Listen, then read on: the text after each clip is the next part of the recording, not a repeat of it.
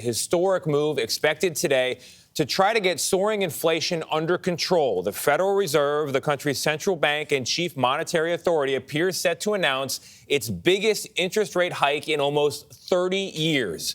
The goal to slow down that surge in prices on everything from rent and mortgage payments to groceries and gas without, and this is the key part, triggering a recession.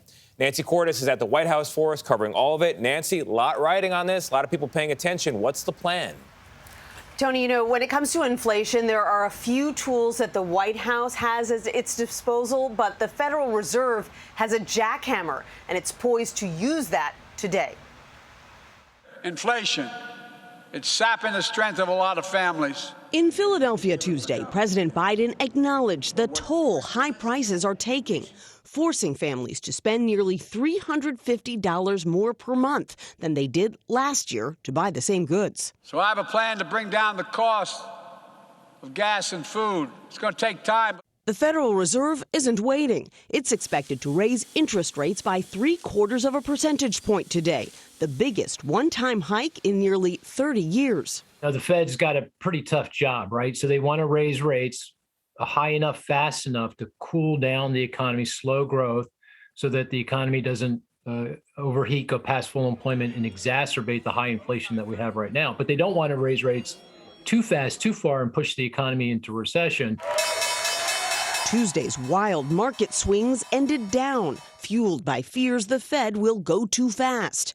The S&P is now officially in a bear market, down more than 21% since January.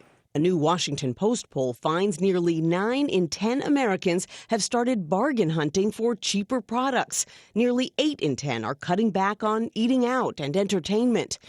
The White House is urging Congress to pass funding bills that would ease the burden by lowering the cost of child care and prescription drugs.